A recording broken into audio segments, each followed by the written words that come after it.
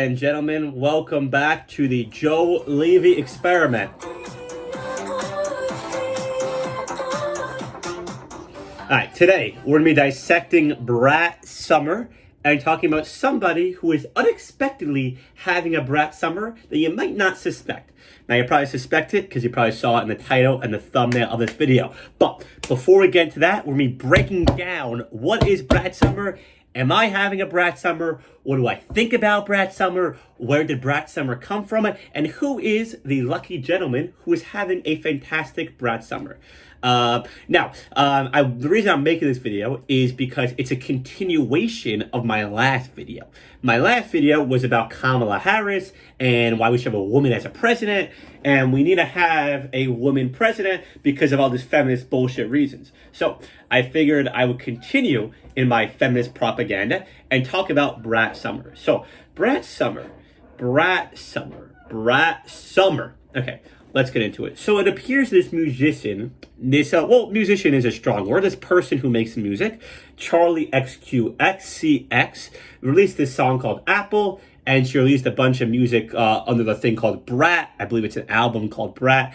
And girls are really taking on to this whole idea of brats and having something called a BRAT summer, right? There was something called White Boy Summer a couple years ago. Remember White Boy Summer?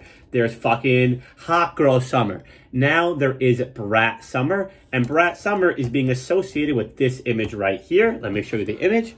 It is this image of a brat.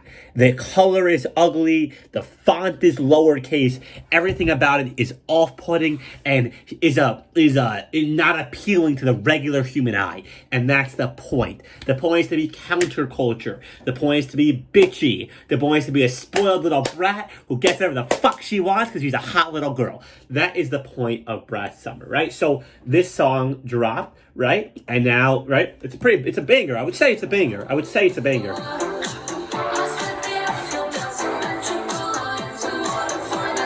scary. All right, so you get the idea. That is the song. So just imagine a bunch of hot girls in tank tops like, we're having a BRAT summer, yay, it's a BRAT summer, you know, and they're committing crimes, and they're stealing people, and they're committing hit and runs, and they're robbing liquor stores like, yay, it's a BRAT summer, yay, pew, pew, pew, pew, BRAT summer, yay. That's the whole point. That's the whole idea of a BRAT summer. Do whatever the fuck you want. Who cares about who says this, who says that? Because it's our turn. We have small little titties, right? Hot girl summer is associated with big titties. BRAT summer associated with small titties and a tank top with little nipples pointing out. That's what BRAT summer is all about. So, right? Because let's say we go this girl. This will be a quick explanation of BRAT summer because I am not equipped to properly explain to you what BRAT summer is because I'm a guy. I'm an evil man. Oh, I'm an evil man. No, let's have a little AI robot explain to you what BRAT summer is before I get on my whole tangents over here. All started with the release of Charlie XCX's new album, BRAT, and its eye-catching cover. While it may seem like a pretty simple design, it inspired more than just a new series of TikTok dances. BRAT has become an aesthetic movement. This is why. Because you know what it means. Also known as slime green, interest in this color has skyrocketed. Disgusting color. One of the most putrid, just puke-worthy colors, and that's the point. It's supposed to be ugly because it's a BRAT summer. Since the release of BRAT, this color is everywhere. Hats, shirts, friendship bracelets, and even friendship bracelets? Really? Friendship bracelets? Doesn't friendship bracelets defeat the whole point of being a brat? This is the next evolution of previous BRAT icon, BRAT. Okay, so we're going to talk about the original BRAT doll because, right, you'll be saying, hey, why is it BRAT summer? What is BRAT? Blah, blah, blah, blah, blah, right? So, let's think. What was last summer? Last summer was the Barbie summer. Last summer was the Barbie Oppenheimer summer. The Bubenheimer summer. Remember that? Do you remember the Bubenheimer summer? Do you remember the Barbie and Oppenheimer summer? That was last summer, right? It was about the nuclear family. Literally about the nuclear family. It was about the white Barbie doll, right? Where is it? Where's the Barbie doll? Where's the Barbie doll? Barbie doll. It was about Margot Robbie. Isn't she perfect? Isn't she the typical explanation of a woman's beauty? Look at her legs. Her legs are long. Her legs are shaved. She has high heels on. Isn't she perfect? She's the perfect semblance of the traditional beauty standards of the fucking white American summer because literally the movie Oppenheimer came out the same time as Barbie.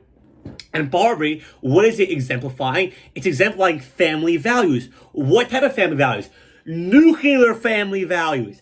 Last summer was literally the summer of the nuclear Barbie family.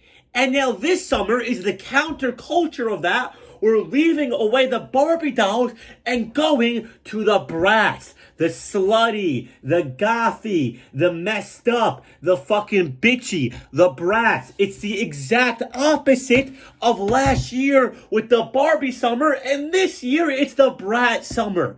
Everything works in a circle, right? Because I didn't want to get to this yet, but the Olympics, right? There was a whole controversy that there was a mockery of the Last Supper, right? Even a transgender movement of the Last Supper. There was a bunch of drag queens pretending to be Jesus and eating food at the Last Supper because that's how society goes. It's first these regular people having the Last Supper, and then they have these monstrosities having the Last Supper.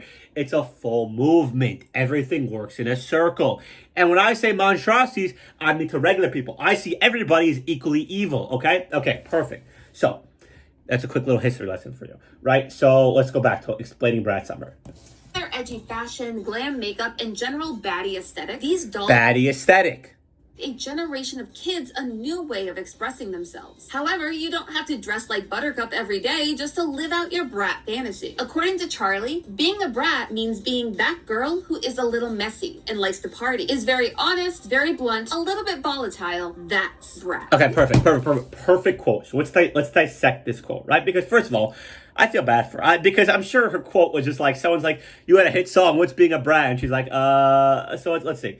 Okay, so according to her, being a brat is, this is exactly a quote from her, right? In a separate TikTok, Charlie said, "You're just that girl who's a little bit messy and likes to party and maybe says some dumb things sometimes, who feels herself but also has a breakdown and kind of likes to party through it, is very honest, is a little blunt, a little volatile, likes dumb things. It's a brat. It's a brat. That's a brat. Especially a brat is being unapologetic. It's in that way, it's aspirational, right? It's the Christina Aguilera, the brat lifestyle. It's a choice. It's a freedom. You have to live it. You have to love it. You have to breathe it. Life is all about being a brat. So here's what's interesting, right? Because you might see this as like, oh, being a brat, that's a very like a women's liberation movement, a very feminist movement.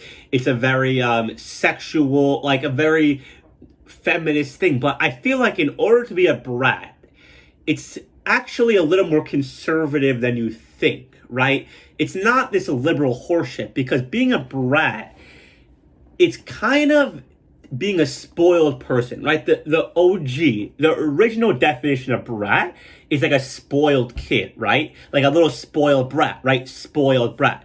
In order to be a spoiled brat, you kind of have to have a rich mommy or a rich daddy, right? You kind of have to have a rich parent. So really, in order to be a brat, you kind of have to have those like conservative parents who have like boat money and shit like that. So unless you have your own money, like she probably has her own money, but like they're not really a brat, right? A spoiled brat is kind of someone who gets their money from everything else, leave a mess, so their housekeeper has to clean it up or their maid has to clean it up, right? That's what being a brat really is, at least in my mind. So it's actually kind of, unlike Hot Girl Summer, to be a brat, it kind of has to be rich. You know, Hot Girl Summer is for everybody. Hot Girl Summer is for hot girls, White Boy Summer is for white boys, and a brat summer is for rich, spoiled brat girls.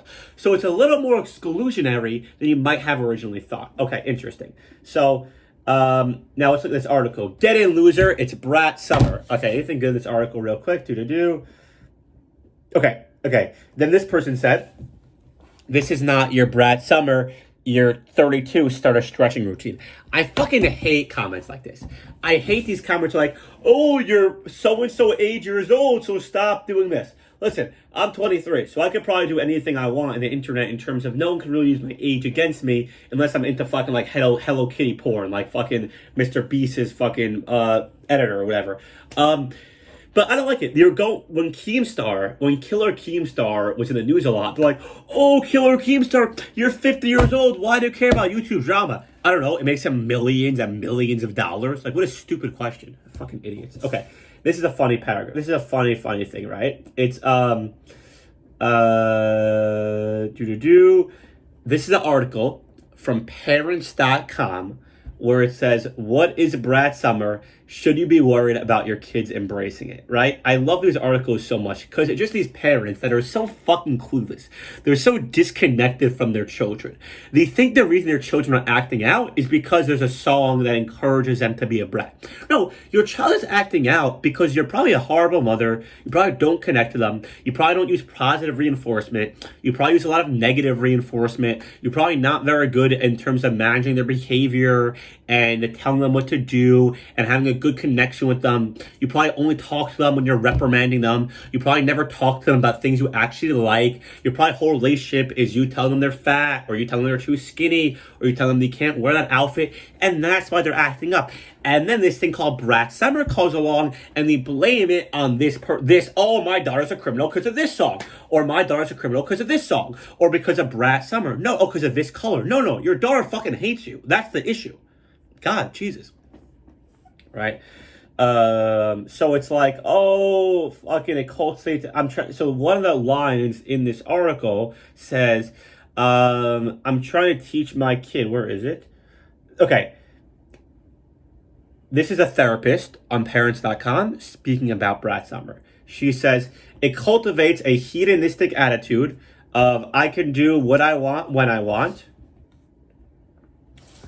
It cultivates a hedonistic attitude of I could do what I want when I want. And it's important that parents help balance this by teaching that it's okay to speak your mind and be assertive as long as it's not disrespectful or dismissive to others. See, this is the stupidest thing in the world because they're trying to connect to their children and be like, listen, you can be a brat, but just don't be a bitch to others. That's the whole point about being a brat. It makes no sense at all. It's so stupid. It's like they're trying to connect, but you can't connect on this front. You can't connect on this front. The whole point of being a brat is that they're not listening to you, that they're disobeying you. So you can't come in as a parent and be like, listen, I'm cool with you being a brat, just don't do the thing that makes you a brat. It's so stupid. God. Okay. Now, one of the letters in this article that said, it was talking about this very famous quote. The very famous quote is, well-behaved women rarely make history, right? And it was making me think, which women do make history? Okay, so what is history? Which women make history? Okay, so off the top of my head, the Queen of England makes history. Okay, who else makes history? Wives of famous men make history. And I was thinking, who are the most famous intellectual women of our time? Who are the most famous intellectual women of our time? Before I reveal the answer, take a moment and think about it. Think about it. Who do you guys think are the most famous women for being intellectual in our time is? I'll give you a second to think. Think. Which women are the most famous for using their mind and their intellect?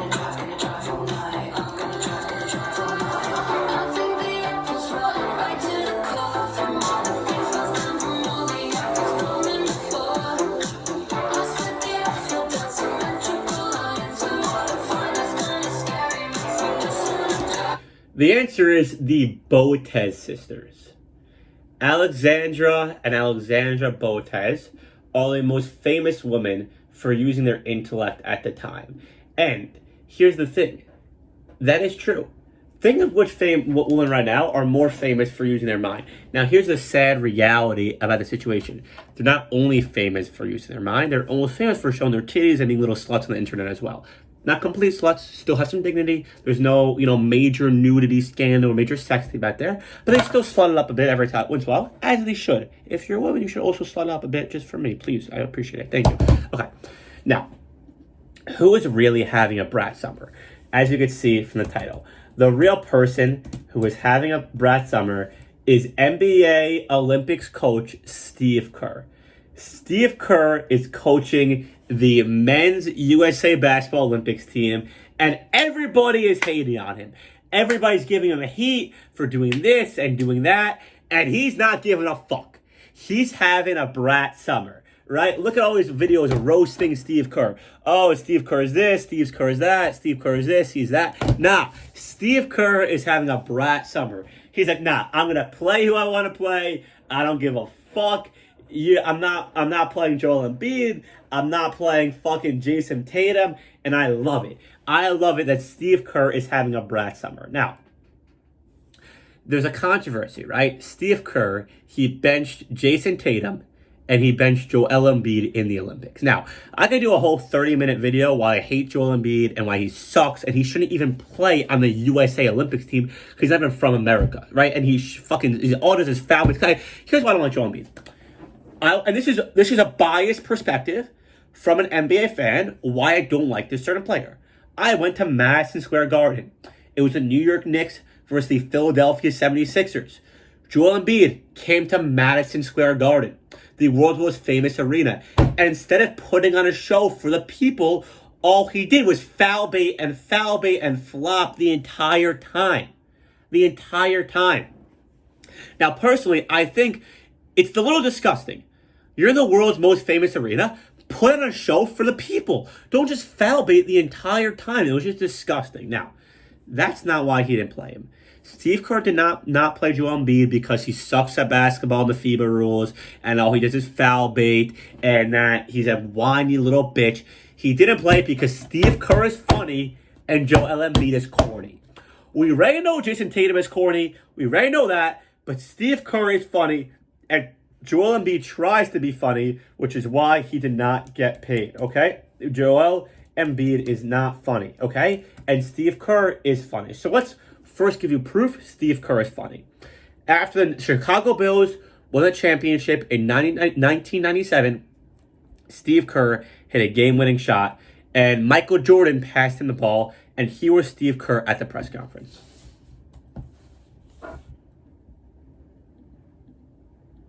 Why isn't this working? Okay, we're having a little technical difficulties. Give me one moment, please. I would appreciate if you stand by. All right, it's loaded. Okay. People have been asking me about the shot the other night. Michael, in traffic, to Kerr. And there have been some misconceptions about what actually happened. I wanted to clear it up. When we called timeout with 25 seconds to go, we went into the huddle. He comes up, I'll be ready. Bill told Michael, he said, Michael, I want you to take the last shot.